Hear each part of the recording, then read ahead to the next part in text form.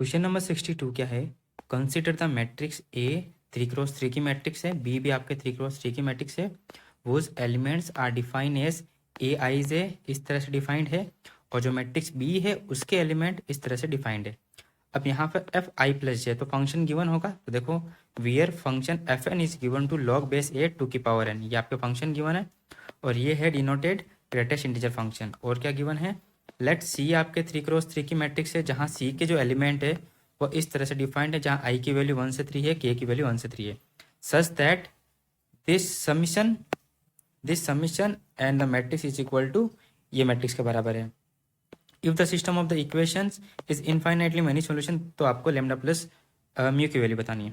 तो यहाँ पे देखो, अगर आप क्वेश्चंस को ध्यान से पढ़ो, रीड आउट करो कि गिवन क्या क्या है। ए मैट्रिक्स गिवन है, बी मैट्रिक्स गिवन है जिसके एलिमेंट डिफाइन है, तो आपको ए मैट्रिक्स और बी मैट्रिक्स बनानी पड़ेगी, पहला काम। सेकंड, एफ एन भी गिवन है, और मेन चीज़ है कि सी आई जे ये क्या है। अगर आप डेफिनेशन अच्छे से जानते हो ना, आपने पढ़ी होगी, तो ये और कुछ नहीं, ए और बी का मल्टीप्लाई, ए मैट्रिक्स और बी मैट्रिक्स का जो मल्टीप्लाई है उसी को इससे डिनोट किया गया है। अब यहाँ पर इसका मतलब ये क्या है, ये ए और बी का मल्टीप्लाई है, यानी ए बी की मैट्रिक्स का मल्टीप्लाई करेंगे, उसको अल्फा बीटा गामा से मल्टीप्लाई करके इसके इक्वल रखेंगे, ठीक है। तो यहाँ से इक्वेशन अल्फा बीटा गामा की वैल्यू आएगी, फिर इस जो सिस्टम ऑफ इक्वेशन है इसमें वैल्यू पुट करेंगे और लैम्डा और मी की वैल्यू फाइंड आउट करेंगे, ये प्रोसेस रहेगा। तो सबसे पहले तो ए और बी जो मैट्रिक्स है वो हम डिफाइन करते हैं, है ना।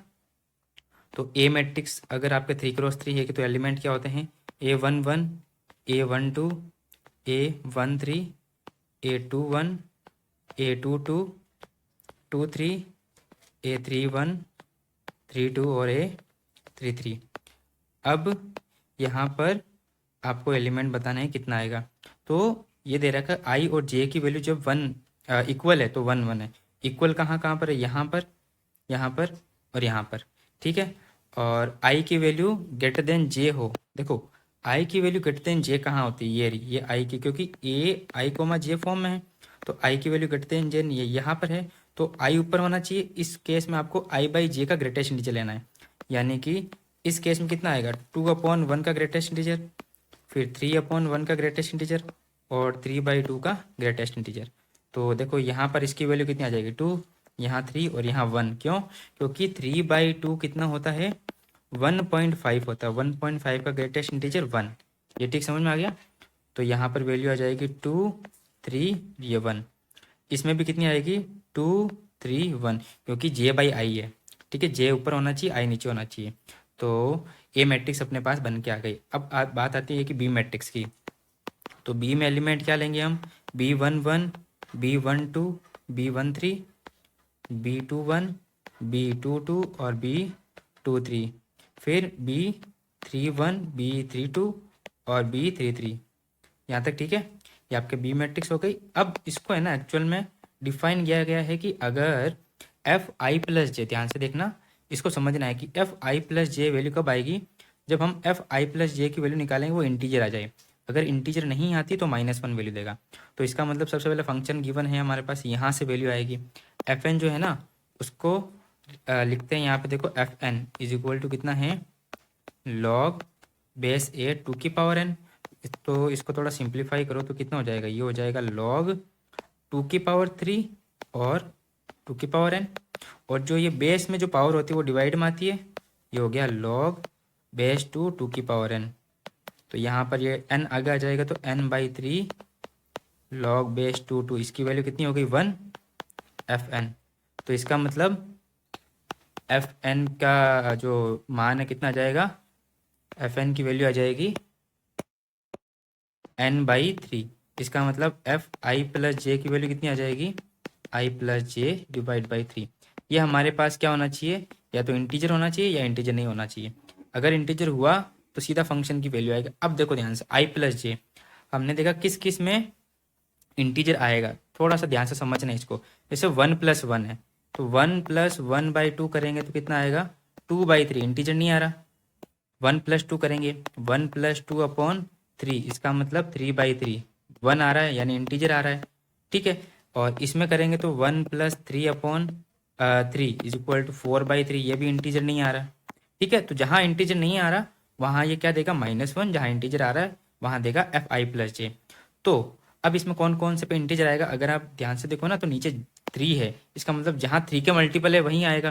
तो 3 के मल्टीपल एक तो यहाँ है, एक यहाँ है और एक यहाँ, क्योंकि इसका सम 3 और यहाँ सम 6 हो जाएगा। बाकी सब में देखो इंटीजर वैल्यू नहीं आ रही, तो इसका मतलब जहाँ इंटीजर वैल्यू आ रही है वही पुट करनी है। तो अब आप ध्यान से देखो, एक है कि f1+2 यानी कि b12, इसकी वैल्यू कितनी आएगी, इंटीजर है ना ये, तो f3 जो कि आ रहा है 1, और p21 यानी f2,1 जो कि कितना आएगा f3, और f3 की वैल्यू कितनी आ जाएगी 1, और b33 यानी कि f3+3 यानी f6 की वैल्यू कितनी आ जाए 6/3 यानी 2। ये बात समझ में आ गई, 3 वैल्यू अपने पास आ चुकी है, बाकी सब में -1 आएगा। तो यहाँ पर आएगा 1, यहाँ पर आएगा 1, बाकी -1 -1 और 2। ये चीज़ समझ में आ गई, बी मैट्रिक्स आपके बन के तैयार हो गई। अब आपको सी मैट्रिक्स बनानी है। ये जो है ना ए और बी का मल्टीप्लाई है, तो सबसे पहले ए और बी को मल्टीप्लाई कर देते हैं, ए बी। तो ए मैट्रिक्स क्या बनी, ए मैट्रिक्स बनी थी हमारे पास 1 1 1 2 3, 1 2 3, और यहाँ पे कितना था 2 1 1, और यहाँ 3 1 1, यही थी ना। और बी मैट्रिक्स क्या है, -1 1 -1 1 -1 -1 और -1 और 2, इन दोनों को मल्टीप्लाई करते हैं। ए मैट्रिक्स यही है ना, ठीक है। तो इन दोनों को मल्टीप्लाई करेंगे, ये आएगा -1 + 2 -3, ये हो जाएगा 1 -2 -3। यहाँ कितना होगा -1 -2 + 6, यहाँ पर होगा -2 +1 -1, ये होगा 2 -1 -1 -2 -1 + 2, ये हो गया -3 +1 -1, और ये हो गया 3 -1 -1 -3 -1 + 2। ठीक है, तो यहाँ पर देखो कितनी वैल्यू आ रही है, यह आएगी आपके -4 और -2। यहाँ आ जाएगा आपके 5 है ना, 5 में से 1 गया तो -4, यहाँ पर कितना आ जाएगा 6 में से 3 गया तो 3, यहाँ पर 1 से 1 कैंसिल -2, 1 से 1 कैंसिल -3, ये हो जाएगा 0, यहाँ आ जाएगा 1, 2 से 2 कैंसिल हो गया -1, और ये हो गया -2। ये आपका आ गया सी मैट्रिक्स। ठीक है, ये सी मैट्रिक्स आ गई। अब सी को किससे मल्टीप्लाई करना है, सी को मल्टीप्लाई करना है अल्फ़ा बीटा गामा, और इक्वल टू हमें गिवन है 3, कितना गिवन है 3 गामा -4 बीटा, है ना, 3 गामा -4 बीटा और 2 alpha 2 beta, I think 2 alpha 2 beta ही था ना, 2 अल्फ़ा 2 गामा 2 बीटा है ना, 2 गामा 2 बीटा, 2 गामा। ठीक है, अब बस मल्टीप्लाई कर दो। तो सी कितनी मैट्रिक्स गिवन है, -2 -4 3 -2 0 1, माइनस का 1 है ये, 3 और 1 -2, इसको मल्टीप्लाई करना है अल्फ़ा बीटा गामा से, और जो कि इक्वल टू है 3 गामा -4 बीटा 2 गामा 2 बीटा। तो मल्टीप्लाई करेंगे तो वैल्यू कितनी आएगी, ये आएगी -2 अल्फ़ा -4 बीटा और +3 गामा। यहाँ पर वैल्यू आएगी -2 अल्फ़ा -2 अल्फ़ा, और वैल्यू कितनी आ जाएगी माइनस गामा, ये हो गया -3 अल्फ़ा और प्लस बीटा और -2 गामा इज इक्वल टू कितना हो जाएगा, ये हो जाएगा 3 गामा -4 बीटा 2 गामा और 2 बीटा। ठीक है, यहाँ तक। अब दोनों को इक्वल रख दो, तो फर्स्ट इक्वेशन क्या है, -2 alpha -4 beta +3 gamma is equal to 3 gamma -4 beta. तो यहाँ से आप देखो ना, तो दोनों कैंसिल आउट हो गए बीटा और गामा, तो वैल्यू बची -2 अल्फ़ा इज इक्वल टू 0। यहाँ से अल्फ़ा की वैल्यू कितनी आ गई, 0। ठीक है, ये अल्फ़ा की वैल्यू 0 आ गई। और second equation -2 alpha minus gamma is equal to 2 gamma. ठीक है यहाँ तक। और अल्फ़ा की वैल्यू हमारे पास कितनी आ गई, 0 आ गई। तो यानी वैल्यू बची 3 gamma is equal to 0, gamma की वैल्यू कितनी आ गई, 0।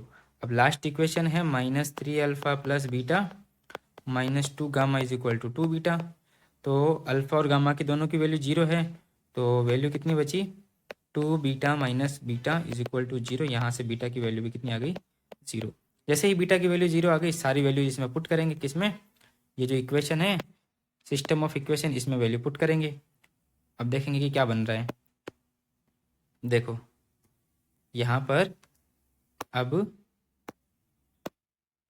अल्फ़ा बीटा गामा सबकी वैल्यू 0 आ गई ना, तो जैसे ही 0 आ गई, ये वैल्यू 0 हो गई, तो बची x प्लस वाई प्लस सब 0 हो गए, यानी कि z इज इक्वल टू 6। यहाँ बचा x plus 2y plus 3z is equal to 10। और कितना बचा, और इसमें बचेगा आपके x plus 2y plus lambda z is equal to mu. इसके कितने हैं, हैज़ इनफाइनाइट मैनी सॉल्यूशन। ये कब पॉसिबल है, जब del equal to del 1 equal to del 2 equal to del 3 equal to 0 हो। तो अब हम क्या करेंगे, डेल 1 डेल 2 डेल 3 की वैल्यू निकालेंगे। तो सबसे पहले डेल की वैल्यू कितनी है, डेल इज इक्वल टू कितना आएगा, x के कोफिशिएंट 1 1 1, y के कोफिशिएंट 1 2 2 और z के कोफिशिएंट 1 3 लैम्डा। तो यहाँ से ये 0 होना चाहिए। 0 कब होगा, जब आप थोड़ा सोचो कि यहाँ इसकी जगह अगर मैं 3 रख दूँ, तो दोनों जो ये कॉलम 1 है और कॉलम 2 है सेम हो जाएंगे, और डिटरमिनेंट की प्रॉपर्टी से डेल 0 हो जाएगा। इसका मतलब इफ़ जो लैम्डा इज इक्वल टू 3 अगर हमने पुट किया तो डेल 0 हो जाएगा। अब हम निकालेंगे डेल 1। डेल 1 कितना आएगा, देखो डेल 1 इज इक्वल टू, सबसे पहले जो इक्वल टू के जो उधर टर्म है वो साई लिखनी है, यानी 6 10 म्यू, और फिर y के कोफिशिएंट 1 2 2 और फिर z के कोफिशिएंट 1 3 लैम्डा। अभी हमने देखा कि लैम्डा की वैल्यू कितनी है, लैम्डा इक्वल टू 3 है। तो जैसे ही इसमें lambda equal to 3 value put करेंगे, कितना आएगा, 6 10 म्यू 1 2 2 1 3 3। अब देखो ध्यान से, ये है रो नंबर 2, ये है रो नंबर 3। तो जब रो नंबर 3 में ये जो म्यू की वैल्यू है, इसको मैं 10 ले लूँ तो दोनों रो बराबर हो जाएगी। तो वही डिटरमिनेंट की प्रॉपर्टी से इसकी वैल्यू कितनी हो जाएगी, 0। यानी कि लैम्डा की वैल्यू कितनी आ गई, 3, और म्यू की वैल्यू कितनी आ गई, 10। तो हमारे पास लैम्डा प्लस म्यू की वैल्यू कितनी आ जाएगी, 13। तो यहाँ पर आंसर कितना आएगा, इस 13।